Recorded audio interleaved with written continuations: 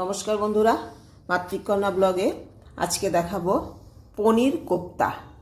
পনিরের কোপ্তা আমি কিভাবে বানাচ্ছি আসুন আপনারা দেখে নিন। আমি এখানে 200 গ্রাম পনির নিয়েছি। এই 200 গ্রাম পনিরকে আমি এখন গ্রেট করে নেব। একটা কাটারের সাহায্যে আমি এইভাবে এগুলোকে গ্রেট করে নিচ্ছি,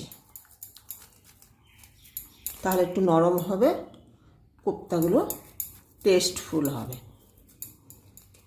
সবগুলো পনির আমি গ্রেট করে নিয়েছি, তার সঙ্গে একটা আমি আলু সিদ্ধ গ্রেট করে নিয়েছি। এখন এগুলোকে সব মেখে নেব। এখানে একটু হলুদ ব্যবহার করলাম,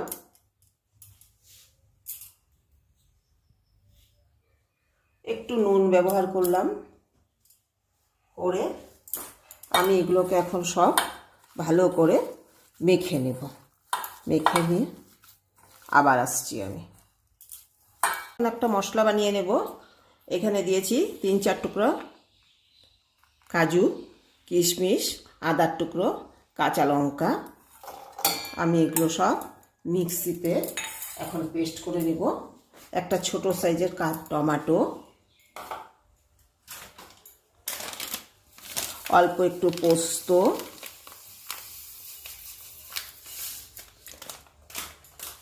এগুলো আমি সব মিক্সিতে এখন পেস্ট করে নিয়ে আসছি। কড়াইতে তেল বসিয়ে দিয়েছি গরমের জন্য, এবং আমি পনিরগুলোকে এভাবে মেখে নিলাম একটু নুন হলুদ দিয়ে।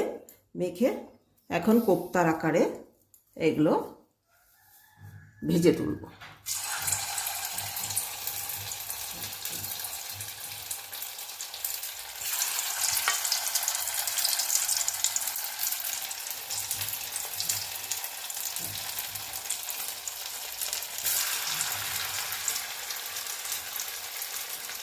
কোপ্তার আকারে আমি এগুলোকে একটু লাল লাল করে ভেজে নিয়ে আসছি।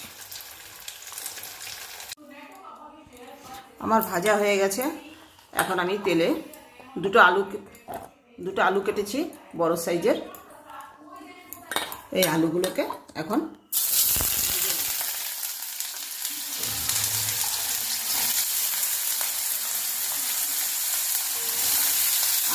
ভেজে আমি আসছি।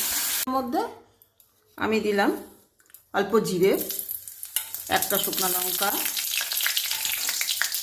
একটা তেজপাতা, এবং এই মশলাগুলো যে পেস্ট করে রেখেছিলাম